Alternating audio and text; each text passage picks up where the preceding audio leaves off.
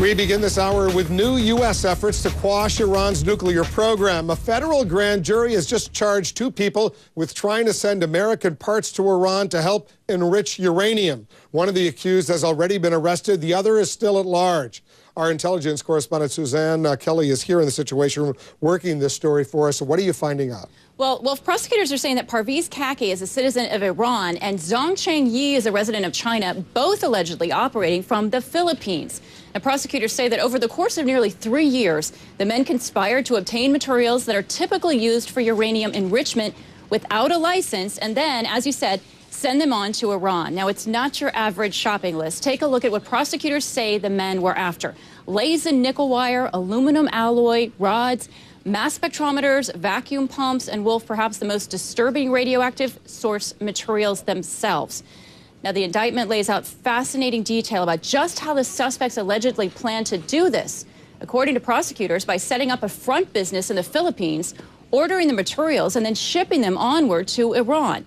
We got more detail on that from Assistant Attorney General for National Security, Lisa Monaco, who warned that Iranian procurement networks continue to target U.S. and Western companies for technology acquisition by using fraud front companies and middlemen in nations around the globe.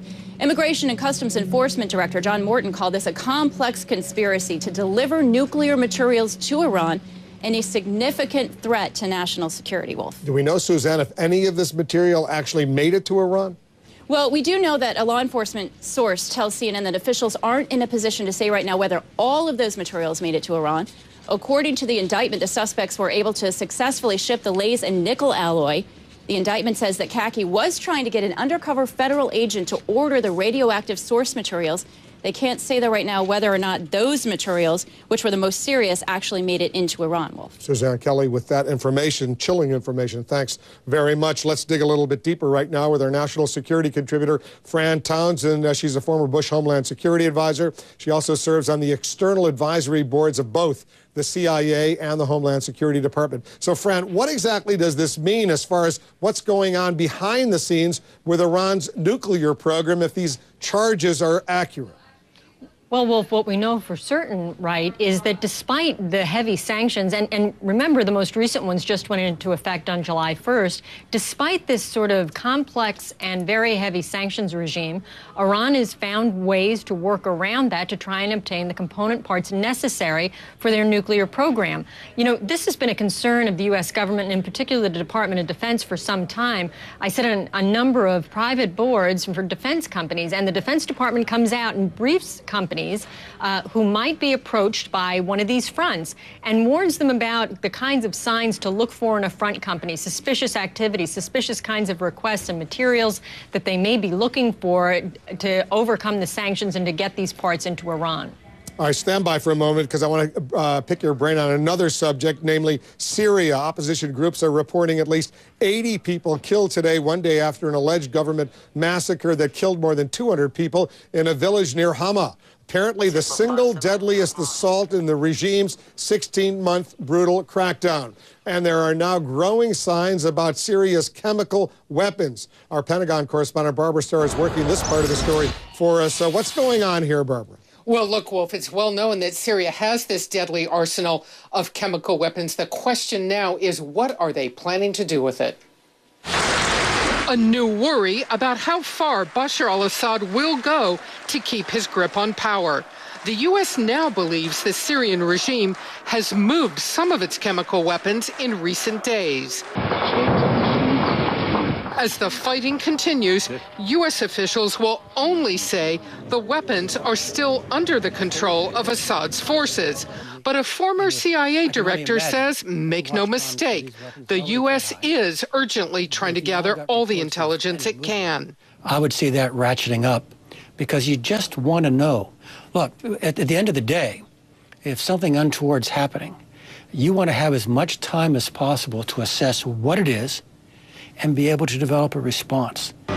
The Pentagon won't comment on the story first reported by the Wall Street Journal, but said any use of chemical weapons by Syria would be a red line for the international community.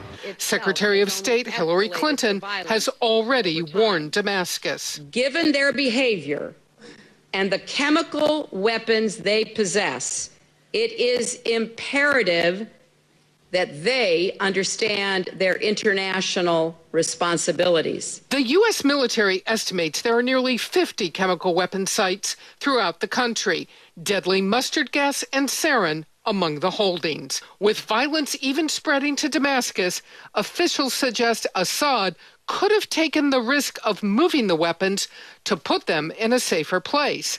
But another theory, Assad knows U.S. satellites watch those sites and his communications are intercepted. Is he just taunting the West to show he can freely move his deadly weapons around? I'm far more concerned about loss of control over the weapons and what happens when the chaos that seems to be infecting the larger society might touch upon some of these weapon stockpiles. But would the Syrian leader really use the weapons? In 1988 in Iraq, Saddam Hussein did. Thousands of Kurds died in a chemical weapons attack. But that led to years of doubts about whether Iraq maintained a stockpile. This time, it's different. I mean, they're there. It's not like Iraq where you have to guess at it. Okay, we know where they are. Now, if Assad were to use the chemical weapons, the U.S. believes that would be a red line for Russia and China. They would withdraw their support for the Syrian regime, and that could open the door to a military intervention. Wolf? Yeah, more chilling news out of Syria. Thanks very much, Barbara, for that. Once again, we'll dig a little bit deeper with our national security contributor, Fran Townsend. Also, Professor Fouad Ajami is joining us. He's a senior fellow at the Hoover Institution. Fouad, let me start with you. What do you think about these reports that Bashar al-Assad's regime, they are now moving around these chemical weapons? What does that signal to you? Well, you know, Wolf, I think this is really a reckoning time for Bashar al-Assad in many ways. There's one dissident who put it well, to say a word or two, at least at the domestic setting of Syria. He said, massacres have become like breakfast to us. Obviously, there is something horrendous is going on in Syria. And there are all kinds of scenarios. There is even a scenario that many of the weapons, the standard weapons of the regime, are being moved from other parts of Syria to the Alawi homeland, to the basic homeland of Bashar al-Assad and his own community. So I think we have to watch what this regime is doing. My feeling is when Bashar hears the word red line, I think he mocks this red line. He downed a Turkish fighter plane and nothing happened to him. He's been defying all kinds of red lines and mocking all kinds of red lines. Fran, based on what you know and without obviously violating any classified information, how good is U.S. intelligence when it comes to monitoring Syria's stockpiles of poisonous gas or chemical warfare, if you will? Well, Wolf, monitoring, you know, the whole counterproliferation effort, that is, tracking and monitoring stockpiles of these sorts of weapons, is of the highest priority within the U.S. intelligence community. And obviously, since the sort of massacre of Assad, of his own people, began, collection of intelligence inside Syria about the opposition, about the Assad regime's capabilities and their weapons has been a real collection priority. So I think you've got to assume, you know, Barbara reported that the fact that the Defense Department acknowledges there's nearly 50 chemical weapon sites. That's because they know where they are. These are not that, these things, once you know they exist, are not that difficult to track. And so you have to assume that it has been part of the Defense Department's contingency planning, should there be a military operation, to identify and assess what the resources would take to secure them.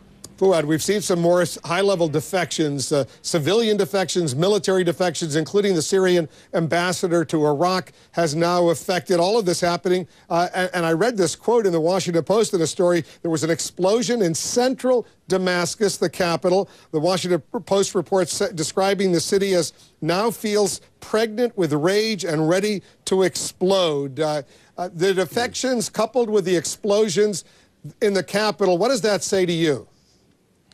Well, Wolf, I think the war is coming closer to the den of this awful monster. It's coming close to Damascus. I mean, Damascus was always, if you will, the last citadel of this regime.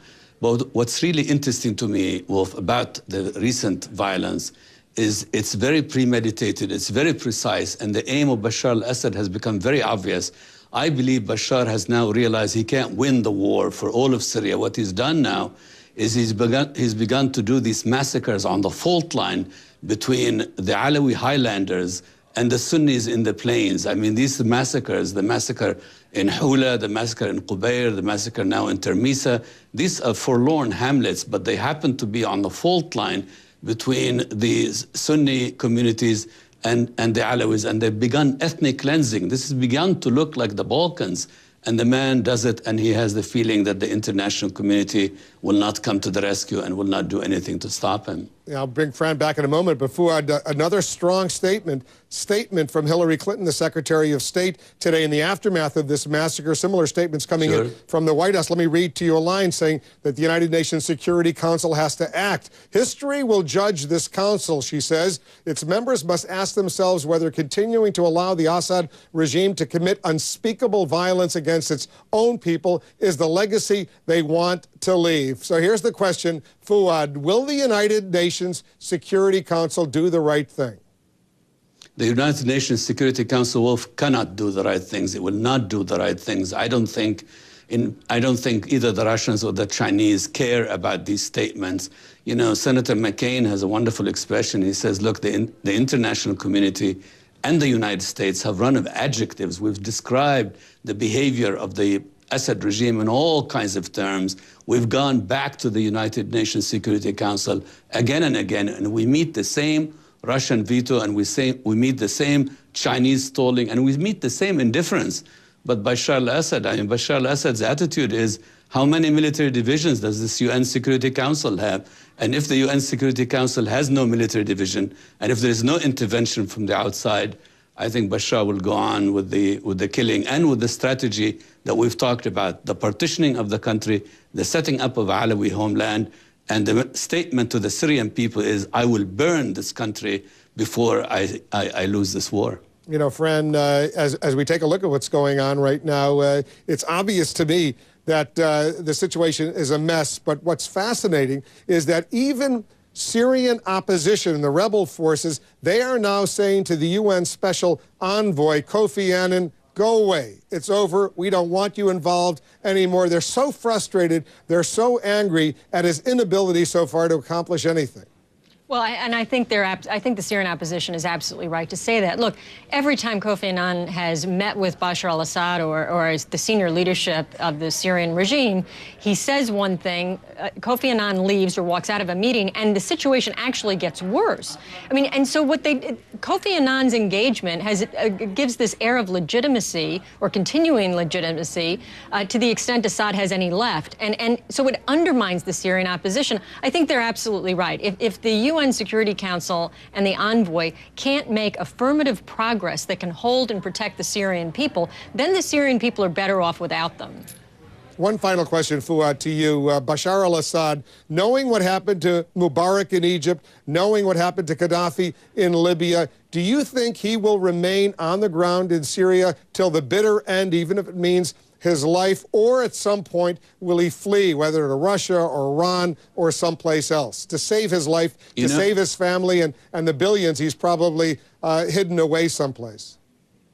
You know, Wolf, there's no way of knowing what these dictators will do. There's no way of knowing whether they will stay on the ground and fight the last fight, or whether they will flee and unite with their bank accounts. It's very hard to know.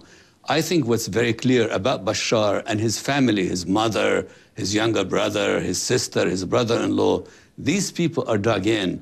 And what they've done is they've made sure now that the entire Alawi community is implicated in their crimes because they want to make sure their own communities stand by them.